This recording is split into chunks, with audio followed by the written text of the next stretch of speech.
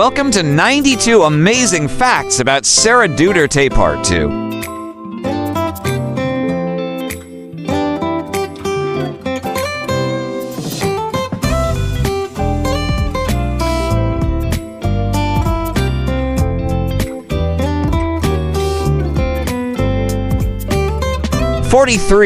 In line with her duties as president of the Southeast Asian Ministers of Education Organization, Sara Duterte visited Brunei in June 2023, wherein she met with the Crown Prince Al-Muhtadi Billah, the Education Minister Romeza Saleh, and some overseas Filipino workers. 44. Vice President Sara Duterte visited the Southeast Asian Ministers of Education Organization Regional Language Center.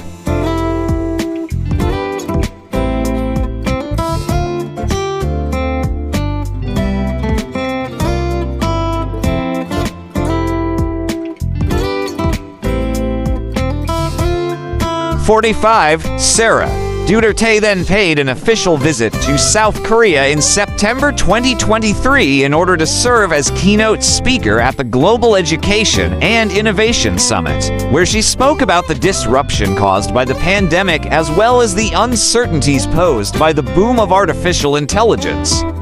46. In February 2024, Sara Duterte visited Malaysia and met with Malaysian Minister of Education Fadlina Sidek and Deputy Prime Minister Dato Sri Fadila Yusof.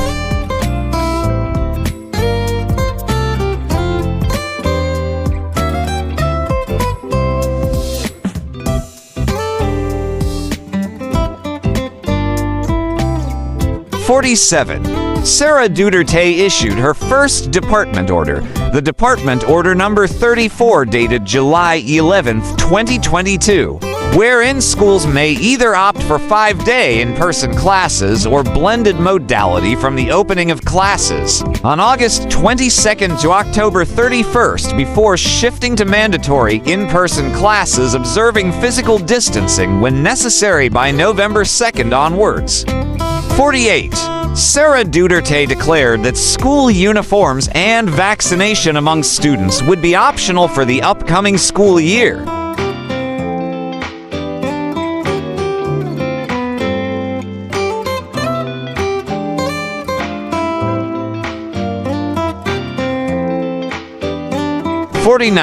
Sara Duterte mulled institutionalizing blended learning only in select schools and areas with special circumstances, including schools with possibly repaired or unfinished buildings. 50. On November 25, 2022, Sara Duterte established the Learner Rights and Protection Office under DEEPT and launched its Telesafe Contact Center helpline to address child abuse and strengthen child protection.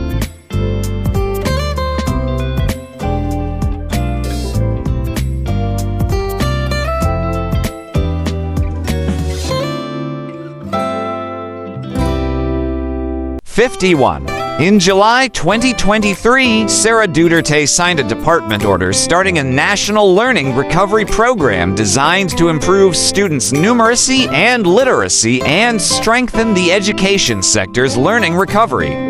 52. The Manatag Agenda and the Basic Education Development Plan 2030, as formulated by the DEEPT under Sara Duterte, was later approved by President Marcos as the national policy and plan for basic education on April 27, 2024.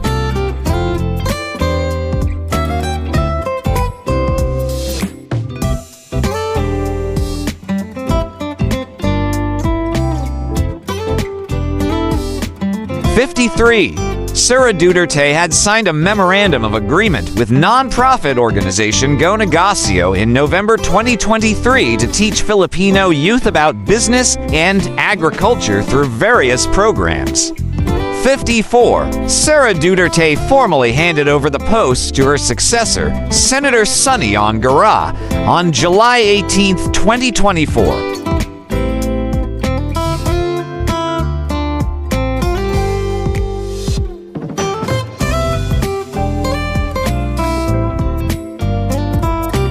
55. Arturo Las Ganas, a retired police officer in Davao City, implicated Sara Duterte as having had a role in extrajudicial killings after becoming Davao City mayor in 2010 after taking over from her father, Rodrigo Sara Duterte.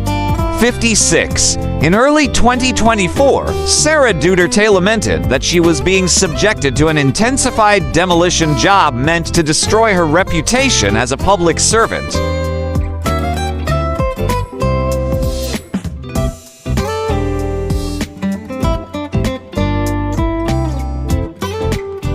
57. Sara Duterte skipped Marcos' State of the Nation address on July 22, 2024, claiming to have appointed herself as the designated survivor, a term she did not elaborate but is related to a contingency plan in the United States presidential line of succession. 58. On July 24, 2024, Sara Duterte left the country for Germany for a personal trip with her mother, husband, and children some hours prior to the southwestern monsoon enhanced by Typhoon Gimi, which caused significant rainfall.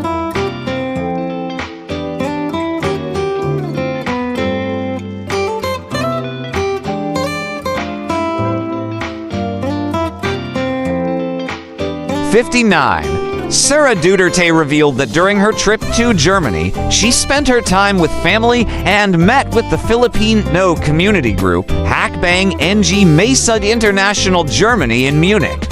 60. Sara Duterte's departure faced criticism from netizens and Representative Edsel Lagman for perceived insensitivity during the crisis, though Senator Amy Marcos defended her, stating that Duterte didn't know that there would be a storm.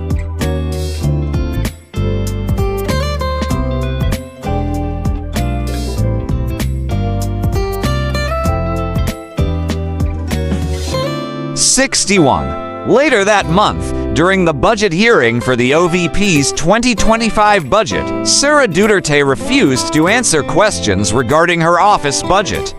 62. On September 18, 2024, Sara Duterte attended the House's inquiry about her office alleged misuse of funds and refused to take an oath and answer questions.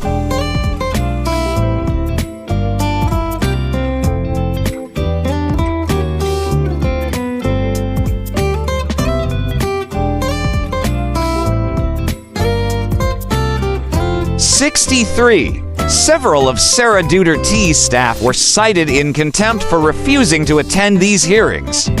64. Sara Duterte made the statement in response to a vlogger's question over her security. 65. Sara Duterte later clarified that her remarks were not serious threats, but rather a reflection of her fear for her personal safety after hearing threats against her.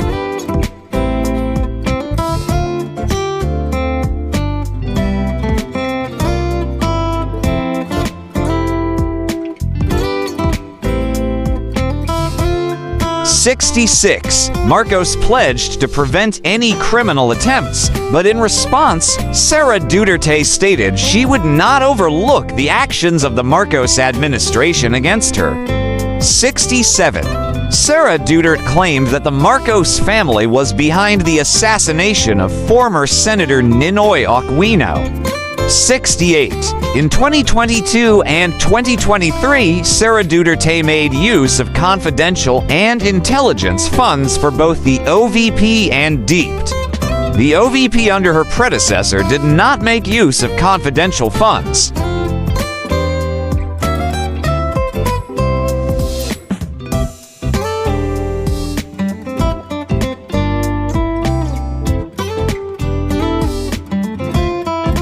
69. Sara Duterte defended the use of confidential funds and branded critics against it as enemies of peace and the nation. 70. In November 2023, Sara Duterte eventually dropped both of her requests for confidential funds in response to the request being divisive.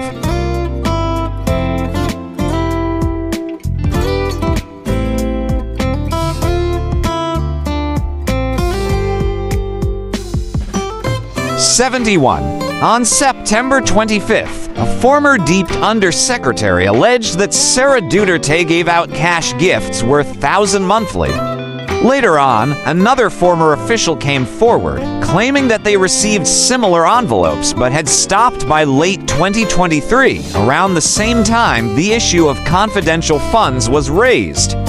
72. Disbarred lawyer and presidential advisor for poverty alleviation Larry Gadon has filed a disbarment complaint against Sara Duterte over alleged assassination threats.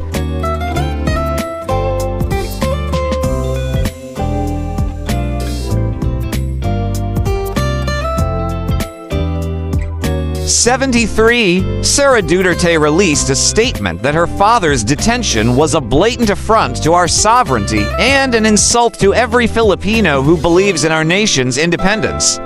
74 minutes after, President Bongbong Marcos held a televised press conference where he revealed that the flight would eventually continue to The Hague in the Netherlands, where Sara Duterte was set to be arraigned for the indictment on charges of crimes against humanity at the ICC.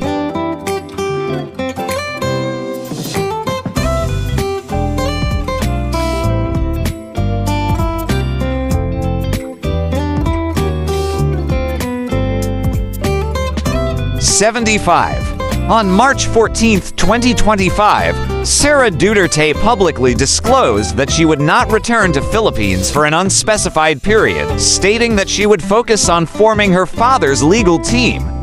76. The next day, Sara Duterte stated that she would not return to the Philippines until another family relative could arrive in the Netherlands to ensure that her father would not be left alone.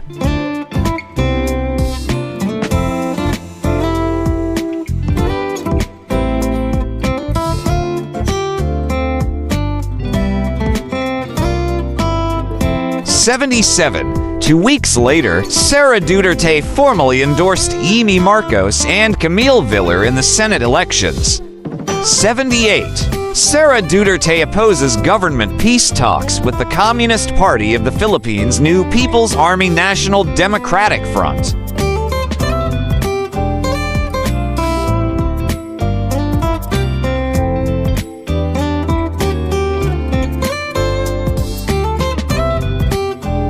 79. Sara Duterte has been noted for not issuing explicit statements on the dispute between the Philippines and China in the South China Sea. 80.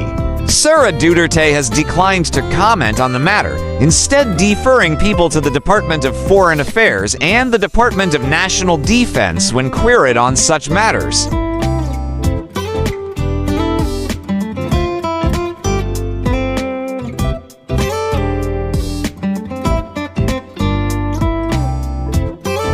81. However, Marcos defended Sara Duterte, stating that it is not the role of the Vice President or the Secretary of Education to talk about China. 82. Sara Duterte stated that the probes conducted by the Philippine Congress were unjust and violent, and deprived Quiboloy of due process.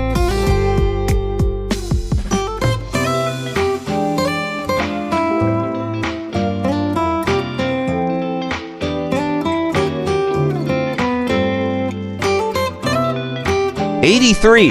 Sara Duterte expressed her regret in encouraging KOJC adherents to support her 2020 running mate, Bongbong Marcos. 84. 2 days later, Sara Duterte attended the KOJC's 39th anniversary event at the compound, where she reiterated her support for the church organization and apology for supporting Marcos.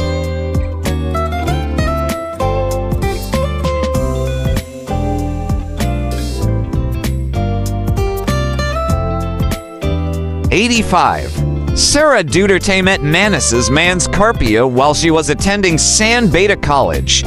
They married at the Santuario de San Antonio in Forbes Park, Makati, on October 27, 2007. 86. Sara Duterte previously hosted television programs like Una Kabi AI and Bayahang Du 30 on GMA Davao, a local station of GMA Network.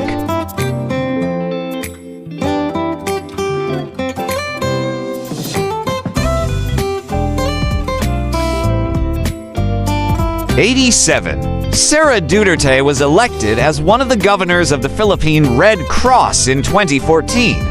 88. Sara Duterte is a reserve officer in the Armed Forces of the Philippines with the rank of colonel, being confirmed on March 11, 2020.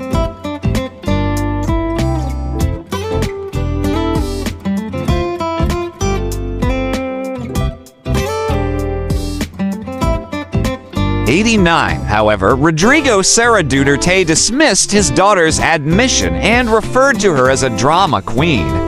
90. Sara Duterte's statement was met with some skepticism by the left-wing LGBT rights group Bahagari Philippines.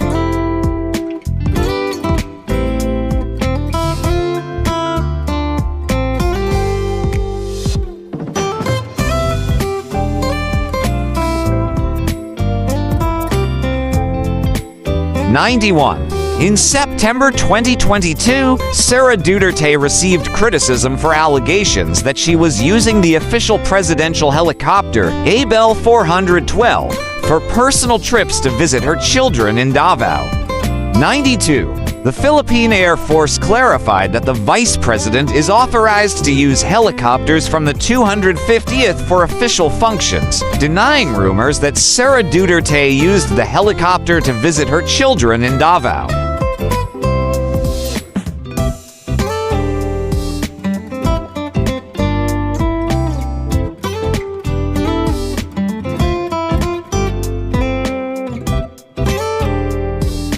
Kindly watch part 1 of 92 amazing facts about Sara Duterte.